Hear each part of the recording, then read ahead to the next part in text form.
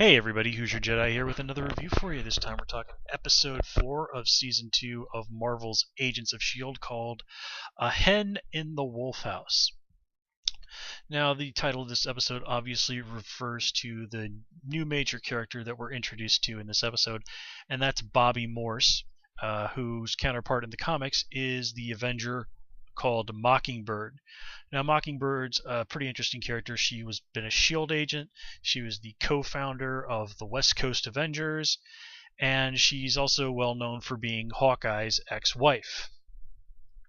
These days, they're divorced, and Hawkeye is actually dating Jessica Drew, aka Spider-Woman, for anybody who's interested. But generally speaking, though, Bobbi is just very much kind of somebody who comes out of the Black Widow mold in that she doesn't really have powers, but she's a really kick-ass fighter and all-around cool S.H.I.E.L.D. agent. And what we get with this episode certainly does live up to that. Now, I did really like that they threw out that line with Hunter saying, I preferred you when you were a blonde.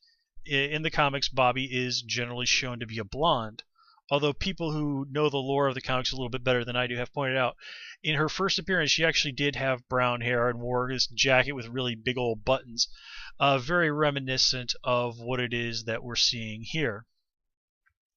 So, yeah, I mean, it doesn't really matter to me very much if she's blonde or not. I mean, at the end of the day, that's a detail. Now, the other thing we find out here is, of course, that she's Hunter's ex-wife rather than Hawkeye's, simply because, well, I imagine Jeremy Renner's got other things on his plate. But here they can still kind of play with that around a little bit, just using a character who, in a lot of ways, is somewhat similar.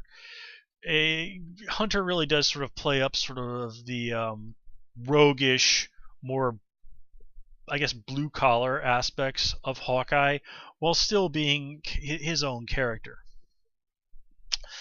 But anyway, since Bobbi spends most of this episode undercover pretending to be a Hydra agent, we only really start to get a glimpse of her personality towards the end of the episode.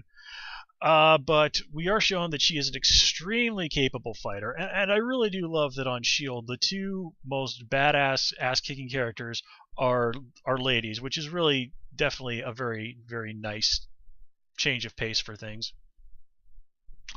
And of course, Simmons is just completely wowed by her. I mean, I know I'm not the only one that seems to have noticed that Simmons has developed a bit of a girl crush here. And Coulson is super pumped to have Bobbi on their side. And generally, the people who know of Bobbi are like, having her join the team is going to be a really, really huge asset to us. Now, of course, this is also going to cause some serious issues for Hunter, seeing as how, this is the ex-wife that he likes to complain about so much. But I like how when Bobbi basically even flat out says, you realize I'm the one that kind of vouched for you here. So it does sort of show that at the very least, she doesn't hold the past in as poor regard, perhaps, as Hunter does. Or more likely, she's just not the sort of person who's going to go around and complain about it as much. But definitely seeing the dynamic between those two in future episodes is certainly something that's going to be really interesting. Not a huge amount to say about what's going on with Ward this episode. Just that they're obviously inching towards where they can let him out of that cage and have him go out there and start doing stuff. The information that Ward has on what's going on it's just too valuable that they can't keep him locked up forever. And again, the team is definitely lacking in brute force. I mean, Bobbi's a big boost, but they're still going to need more of that if they're going to survive. Getting back to Simmons for a moment, this is another episode where we get to see her out in the field, and she definitely does show that she's picked up some of those real survival skills. Like we saw a little bit of that with Fitz when he went off that mission with Ward to Russia last season. Here we see Simmons developing some of that. She does some quick thinking that frames the other guy working at the Hydra lab as a traitor. And I do like the show did take the time to point out that this guy was basically joined up with Hydra because he thought hey, working on weapons that can kill millions of people, possibly even billions, sounds like a really awesome time.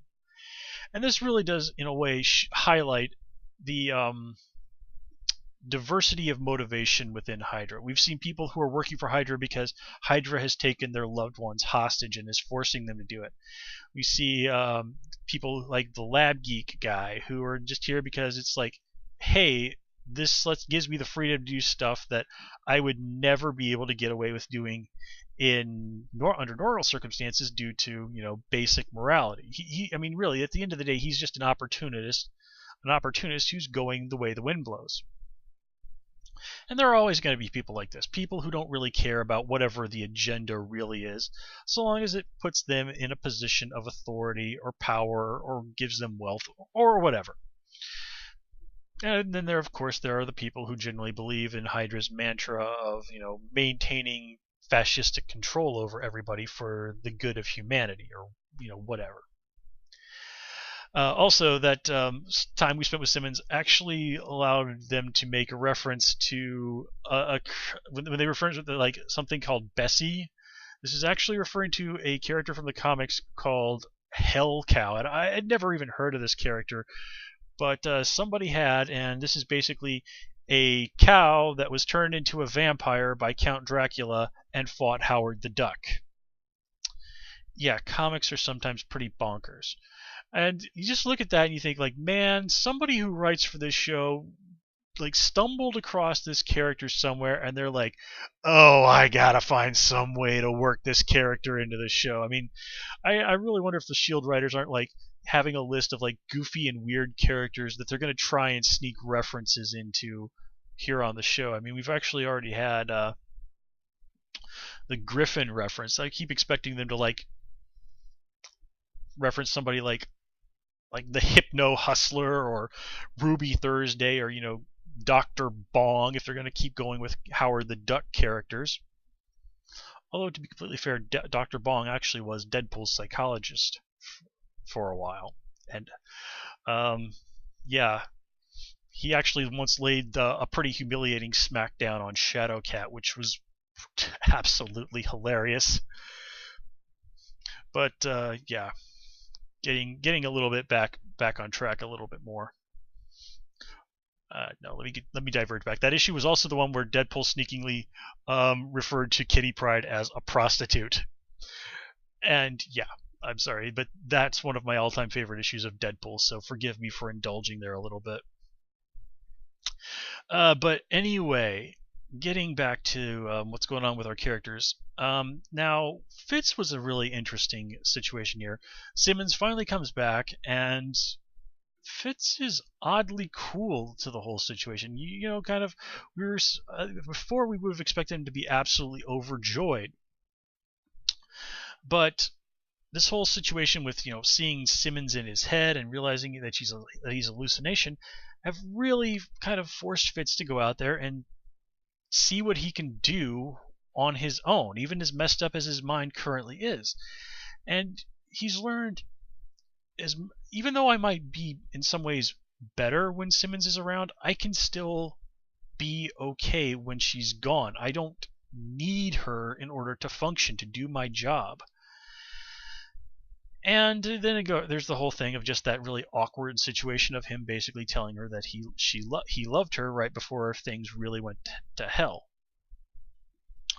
So seeing where things go between the two of them next is going to be really interesting. But because I certainly don't think it's going to be an instant return to the old dynamic.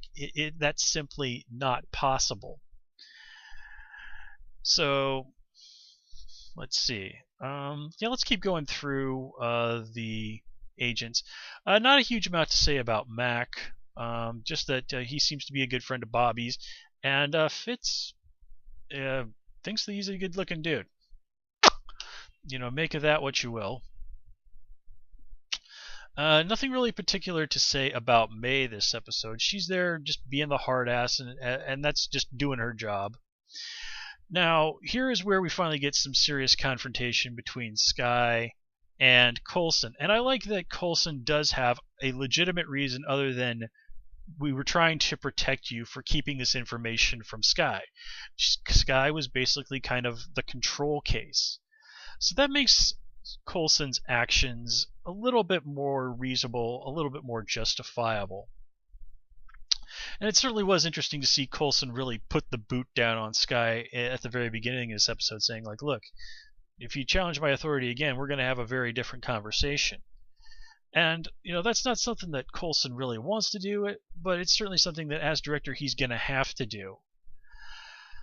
But that said, Coulson has seen what happens when, people who are in charge keep things from people that they really shouldn't have. And I like how basically once the circumstances do change, Coulson really doesn't hesitate very much when it comes to laying the whole situation out for S.H.I.E.L.D. I mean, he flat out says, one of our working theories in regards to you is that you're an alien.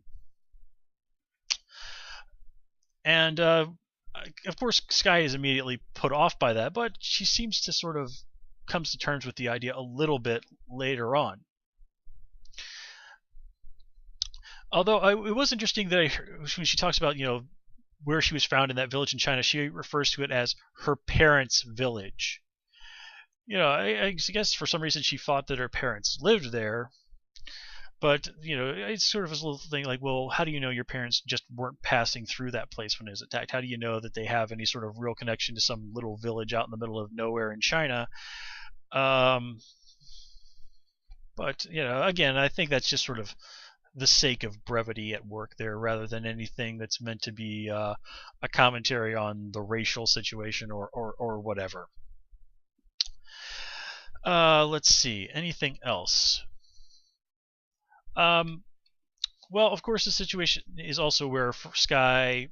actually gets to see a photograph of her father with, young S.H.I.E.L.D., a photograph that you think would be pretty important to him, that he's still somehow horribly and carelessly left sitting around in that back alley medical bay that he was running.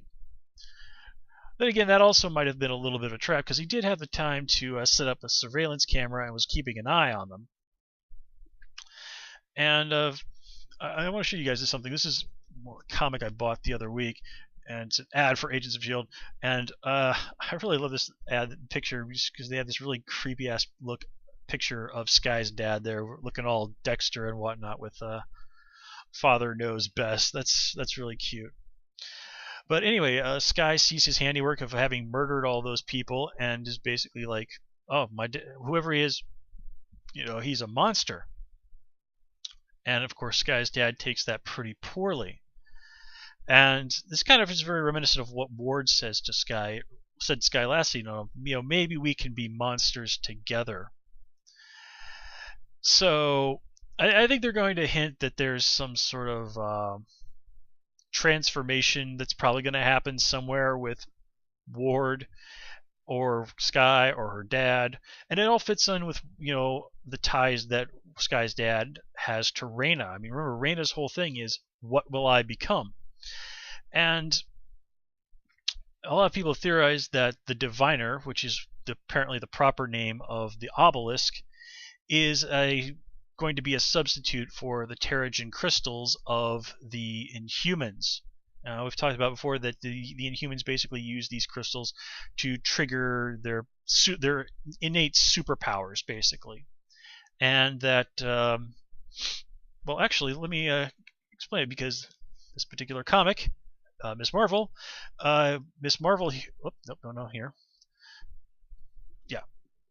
She got her powers because she is in fact she is an Inhuman. She's descended from those people, and it kind of gets, the whole situation kind of gets actually laid out for her.